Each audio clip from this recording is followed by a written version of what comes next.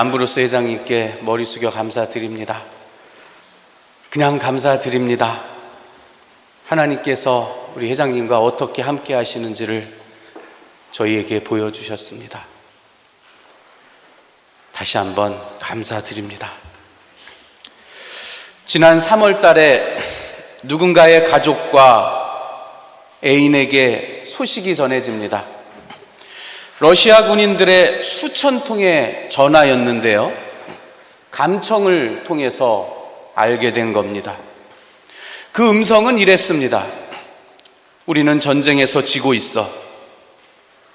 그리고 보이는 사람을 모두 죽이라는 명령을 받았어. 도로에 수천 시체들이 널브러져 있어. 사지가 주위에 널려 있고 부풀어 올랐는데 아무도 수습하지 않아. 그들은 민간인이야. 여기 한 놈은 울고 있고 다른 놈은 자살하고 있어. 여보, 나 집에 돌아가고 싶어. 이 말을 전해온 세르게이, 일리야, 알렉산드르는 우리에게는 재원이, 도균이, 이나 아빠, 지아 아빠 같은 우리의 남편이고 사위이고 아들이고 형입니다. 그러나 지금은 제가 감히 그들의 생사를 여러분께 확인해 드릴 수가 없습니다. 그러니 이들의 오늘은 누군가의 일이 아니라 바로 우리 자신의 목숨이 결정되고 있는 일입니다. 그런데 그곳은 여전히 한 나라의 왕의 마음대로 운영되고 있다고 합니다. 폭탄을 한없이 쏟아부은 다음에 총을 메고 사람의 선택을 받아내면 땅의 주인이 바뀐다는 투표가 진행되었고, 화려한 궁궐에서는 새로운 나라가 되었다는 체결식이 이루어졌습니다. 저는 요즘 이상하게 토지는 하느님의 것이라고 하는 레위기 25장 23절의 말씀을 예수원 입구에 세우고 땅의 정의가 인간의 구원임을 외쳤던 우리 대천덕 신부님이 자꾸만 생각납니다. 그것은 우연일지 성령의 조명하심일지는 잘 모르겠습니다. 러시아 군인들과 그 왕은 처음부터 지금까지 언제나 서로 다른 자리에 있었습니다. 다만 분명한 것은 전쟁터에 끌려와서 죽임당할 것을 기다리고 있는 이들도, 그 죽음을 결정해주고 명령한 사람도 지금 지옥에 와 있는 것은 같다는 겁니다. 이제 그 지옥은 점점 커져서 우리에게도 가까이 찾아오고 있습니다. 그런데 저는 다른 한 병사의 말 속에서 이 지옥에서 우리 모두가 구원될 수 있는 그 말씀을 들었습니다. 그것은 바로 우리 모두 같은 생각을 하고 있어. 이 전쟁은 할 필요가 없었어 라고 했던 말이었습니다. 지금 인류는 하나님의 완전한 자기 계시, 최고 단계의 종교 경험을 집단적으로 하고 있습니다. 여러분, 계시는요, 은총으로 확인되는 것만이 아닙니다. 인간이 가장 큰 죄악을 저지를 때 인간은 하나님을 생생히 만날 수 있습니다. 바로 인간에게 죽음과 고통이 어떻게 생겨난 것인지를 하나님은 보여주고 계십니다. 그리고 그것은 하나님 뜻을 부숴버린 인간이 스스로 만든 지옥에서부터 찾아오고 있다는 것을 우리는 알게 되었습니다. 그리고 여기서 구원되는 길은 탁월한 어떤 지도자를 통해서가 아니라 인류 전체의 마음 안에 서로 하나로 연결되어 있는 가장 큰 생각, 그 진리, 바로 우리 모두 같은 생각을 하고 있어 라고 한 병사가 말했던 그 결정, 이 전쟁은 할 필요가 없어 라고 하는 그 결정을 우리가 다 같이 실천해낼 수 있을 때 구원은 벌어질 것입니다. 이 세상 전체의 진리인 우리 그리스도교의 기억에서 하느님은 치료하시는 하느님입니다. 그분의 이름은 치료하는 하나님입니다. 여러분, 우리는 왜 아픕니까? 첫째는 하나님처럼 유한해서, 하나님과 달리 유한해서 아픕니다. 그리고 우리가 생활을 완벽하게 해내지 못하기 때문에 병이 생기게 됩니다. 또 누군가가 옆에서 죄를 지으면 그 영향을 받아서 우리가 아파야 합니다. 그런 우리에게 주님은 시편의 고백에서 모든 죄를 용서해 주시고 모든 병을 고쳐주시는 분이라고 고백하고 있습니다. 질병의 통증과 곪고 썩어가는 우리 운명이지만 또한 하나님 앞에 반드시 해결받게 되어 있다는 생명의 원리를 말하고 있는 겁니다. 저의 신체적 경험을 잠시 나누고자 합니다. 저는 20살까지는 이렇게 아프다는 생각을 못 느끼면서 살았습니다. 그런데 군대에 다녀온 이후에 하나씩 어딘가가 조금 아파오는데 그때부터 수없는 여러 가지의 병이 시작되었고 계속 깊어져가는 죽음의 과정이 저의 몸의 과정이었습니다. 그런데 여전히 저는 이렇게 여러분 앞에 서서 세상을 마주하고 있습니다. 저는 피조물의 한계로, 바르지 못한 생활의 탓으로, 세상이 주는 악행의 영향으로 질병과 고통을 젊은 시절부터 겪었지만 그런 저에게 동시에 약을 챙겨주시고 늘 좋은 것으로 섬겨주셨던 교우들을 통해서, 가족들을 통해서 제 죽음의 상태는 매 순간 극복될 수 있었던 것입니다. 약을 보내라는 뜻은 아닙니다, 여러분. 뭐 비타민 얼마 전에도 누가 보내주셨는데 뭐 홍삼 이런 거 보내라는 뜻은 절대 아닙니다. 이처럼 인간은 삶과 죽음이 그렇듯이 질병과 고쳐짐에 있어서도 하나님 안에서 그것들을 맞이하게 됩니다. 마치 십자가와 부활이 같이 있고 고난과 축복이, 죄와 은혜가 같이 다니면서 활동하듯이 우리에게 보여지는 모든 일들은 실은 두 개가 아니라 하나라는 겁니다. 다 같은 거라는 겁니다. 다만 같은 것인데 여기서 중요한 것은 어떻게 십자가를 부활로, 고난을 은혜로, 죽음을 영생으로 바꾸어서 우리가 맞이하게 되는가의 문제라는 것입니다. 그 중에 우리가 이 질병과 고통의 문제를 가장 좋은 일로 받아들이게 하는 하나님의 능력을 우리 기독교는 이 말로 칭합니다. 뭐죠? 치유라는 겁니다. 그것이 치유라는 거예요. 치유는 새로운 게 아니고요, 질병과 아픔이 고통과 절망의 상태가 아니라 하나님의 더 깊은 사랑과 자비를 누리는 일이 되도록 하나님께서 우리에게 베푸시는 은혜라는 겁니다.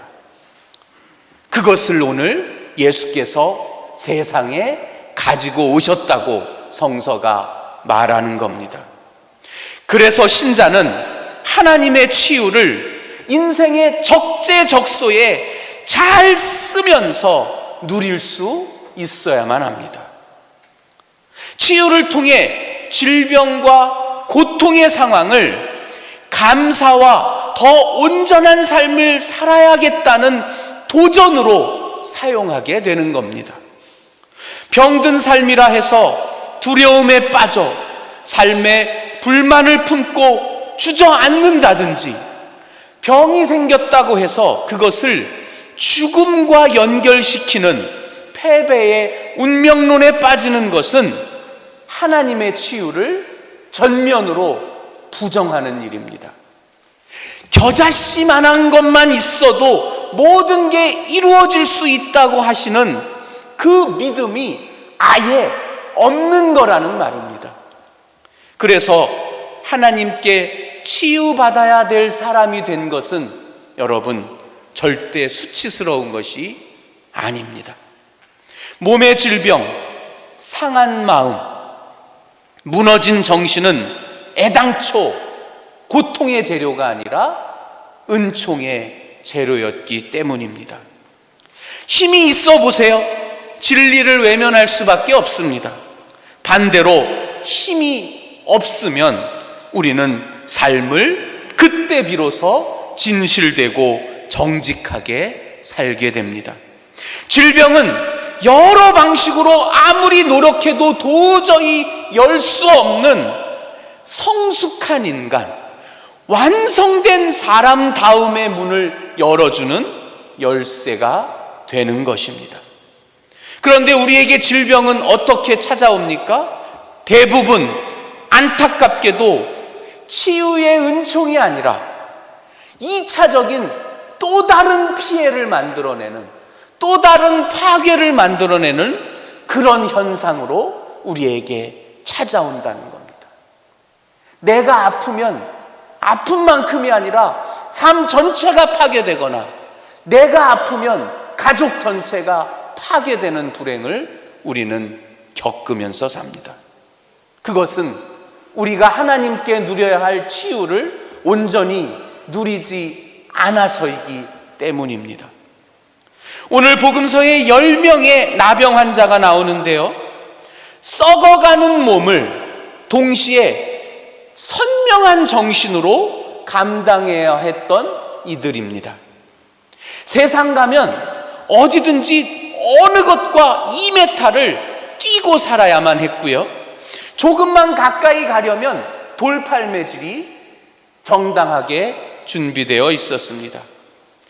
죽음을 살아있는 자리에서 맞이해야 했던 그런 운명입니다. 바로 우리가 질병을 겪을 때 우리 안에 벌어지는 내면을 정확히 표현하는 겁니다. 그런데 이런 이들이 예수께 큰 소리로 저희에게 자비를 베풀어 주십시오, 이런 말을 합니다. 당시 나병 환자는 어떻게 말해야 했냐면, 내가 병자이니까, 내가 나병이 있으니까 빨리 피하십시오, 이렇게 말해야 했는데, 그들은 이 세상에게 나를 피하고 나를 버리십시오라고 외쳤던 것이 아니라 세상의 진리를 거스르고 나 역시 세상에서 너희와 함께 살아갈 그런 하나님의 존귀한 자녀라고 그렇게 외치고 있는 겁니다. 질병이라는 것 속에 매몰된 인간성 안에 작동하는 패배와 피해의식을 이겨서 예수께 다가간 그 모습이 바로 죽음에 정복당한 인간이 치유하는 하나님에게 기꺼이 발걸음을 옮긴 그 장면이라는 겁니다. 그것은 어떤 훼손된 인생도, 그 처지도 하나님께 안기지 못할 일이 없다는 자존감, 하나님 앞에서 나를 완전히 파괴시키는 이 세상 안에 그렇게 위험한 일은 있을 수 없다고 하는 용기, 질병의 아픔이 하나님에게는 오히려 소중히 받아들일 수 있을 거라고 하는 그 사랑에 대한 믿음. 나병 환자는 이 세 가지를 자기 안에서 완성했던 것입니다. 바로 치유받을 수 있는 인간의 형상을 이루어냈던 것입니다. 우리가 질병을 가지고 하나님께 매달리고 기도하는 것은 단지 몸의 기능을 복구시켜 달라는 것이거나 죽음의 증상을 여기서 멈추게 해달라는 것에 그치지 않습니다. 이런 나병 환자의 모습을 갖추어서 하나님에게 치유받게 해달라고 우리는 기도하는 것입니다. 인간에게 가장 불편하고 외롭고 곤고한 질병을 통해서, 그 십자가를 통해서 치유하시는 하나님을 만나는 사건이 치유의 사건입니다. 그래서 치유는 회복이 아니라 만남의 사건입니다. 아버지가 돌아가시는 수술을 받던 날 아침을 저는 기억하는데요, 안중에서 정길섭 신부님이 조병성사를 하러 오셨습니다. 저한테 자꾸 비키라고 그러더라고요. 제가 대성당에서 새벽같이 갔는데 아들은 자꾸 문 가린다고 비키라는 겁니다. 이제 신부님만 기다리는 거예요. 좀 이렇게 서운하더라고요. 그때는 저도 신부인데. 아무튼 신부님이 아브라함 아버님 밤새 좀 자비를 베풀어 주십시오, 기도하셨어요? 이렇게 물어보니까 병이 나고 처음으로 저는 아버지의 이상한 환한 미소를 볼 수 있었습니다. 저는 그 미소가 고쳐짐의 과정이 아니라 치유를 통해 이미 아버지와 함께 계셨던 아버지의 아버지, 바로 하나님 아버지를 만난 그의 행복이었다고 저는 지금도 믿습니다. 하나님의 치유는 차별 없이 이 세상을 공기처럼 뒤엎고 있습니다. 치유는 단순한 질병의 회복이 아니라 하나님 안에서 질병으로 외로움과 차별 속에 살았던, 스스로 자기를 닫고 주저앉고 울고 있었던 그런 우리가 새롭게 달라지게 된 그 모습을 말합니다. 변화를 말합니다. 그래서 치유는 성사입니다. 그것이 조병성사이지요. 성서는 생명의 제작자인 하나님이 하시는 치유를 예수님이 하셨다고 증거합니다. 그런 주님처럼 병 앞에 무너진 인간의 한계를 우리도 정복할 수 있다면 우리도 주님처럼 치유를 할 수 있는 사람이 될 수 있다는 뜻입니다. 이제 치유는 성서 속의 주제가 아니라 오늘의 믿음의 삶에, 여러분의 신앙에 실제로 연결져야만 합니다. 여러분의 신앙생활과 여러분의 예배와 여러분의 기도 생활이 거기에 치유 사건이 항상 담겨 있고 벌어져야만 합니다. 그래서 교회의 모든 일은, 예배는, 선교는, 활동은, 나들이는 다 치유 활동입니다. 매주 수원교회는 금요일마다 우리 박태영 지휘자님과 우리 사랑하는 아가타 선생님이 우리 노숙인들을 우리의 성전에 모셔서 그들과 함께 노래를 부르는 시간을 갖습니다. 저는 그것이 그들의 상한 영혼을 치유하는 일이라고 확신합니다. 교회에 마련된 안식의 집은 하나님께 가족을 먼저 떠나보내고 그 영원한 생명 안에 든 가족을 잊지 못하는 가족들의 치유의 장소라고 믿습니다.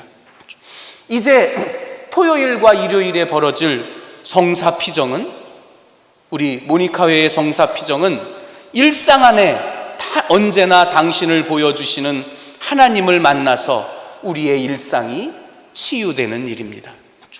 한 자리가 어떻게 남았습니다. 여러분 빨리 신청하시기 바랍니다. 그래서 치유받으시기 바랍니다.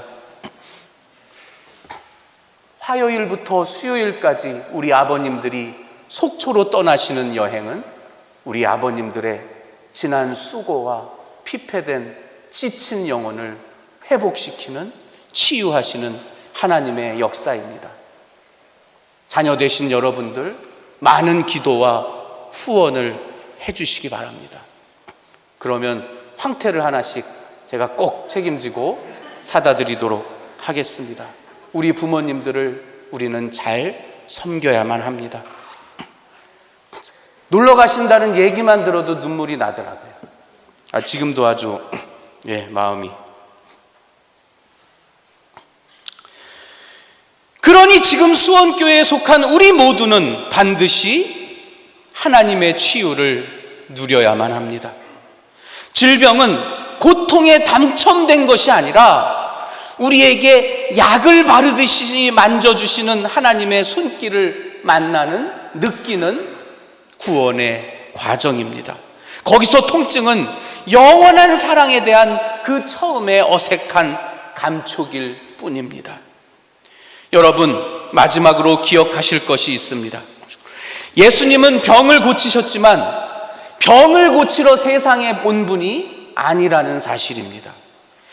예수님은 병을 고치는 것을 통해서 하느님이 인간을 다스리고 있다는 것을 드러내려고 오신 겁니다. 그러니까 우리에게도 질병은 어쩔 수 없이 오지만 그 질병이 우리 운명의 최종적인 상대, 파트너가 아니라는 것을 기억하십시오. 우리의 질병은 우리를 손수 만져주시는 하나님을 만나게 해주는 그저 수단일 뿐입니다. 여기에 가끔 자전거를 타는 꼬마가 있습니다. 그분은 천주교인이신데, 할머니는 그분의 동생이 대성당에 다니시는, 제가 그래서 거기서 알게 된 분입니다. 여러분도 얼굴 뵈면 알 수 있는 분인데요. 그분이 어저께 오셔서 저랑 얘기를 나누다가 우리 친정오빠, 제가 알고 있는 대성당의 어르신이죠. 친정오빠가 요양병원에 계신데 너무 불쌍하다는 겁니다. 제가 알기에 그분은 군수까지 하셨던, 아주 사회적으로도 잘 사셨던 그런 분인데요. 제가 그것을 생각하면서 만약에 병과 질병이, 고통이 우리의 마지막이라고 한다면, 그것이 인생의 결과라고 한다면 우리는 누구나 이 세상에서 안 불쌍하게 끝나는 사람이 있을 수가 없겠구나, 그런 생각이 갑자기 들었습니다. 아무리 세상을 잘 살고 아무리 열심히 살아도 결국 우리는 질병과 고통 앞에 다 불쌍한 존재로 끝나버리겠구나, 그 생각이 문득 들었습니다. 그러나 하나님이 우리에게 치유해 주시는 분이시기 때문에, 우리의 생명과 삶을 사랑하시고 지켜주시는 분이기 때문에 결국 질병으로 끝나게 되는 우리 운명은 거기서 전혀 다른 것이 되어버린다는 겁니다. 우리는 더 이상 절대 불쌍하게 끝나버리는 존재가 아니라, 병들고 죽을 운명 앞에서 썩어져 버리는 것이 아니라 하나님의 사랑을 누리다가, 돌보심을 누리다가 영광스럽게 하나님에게 되돌아가는 게 되는구나 하는 것을 느꼈습니다. 이것이 결국 병들어 죽어야 할 우리가 누릴 최종적인 결과입니다. 사랑하는 교우 여러분, 아프고 병든 오늘 우리들, 그러나 우리는 하나님을 더 생생히 만나고 있는 중입니다. 잊지 마시기 바랍니다. 우리 암브로스 회장님, 더 큰 하나님과의 만남을 누리십시오. 다시 한번 잘 오셨습니다. 감사드립니다. 성부와 성자와 성령의 이름으로 말씀드렸습니다.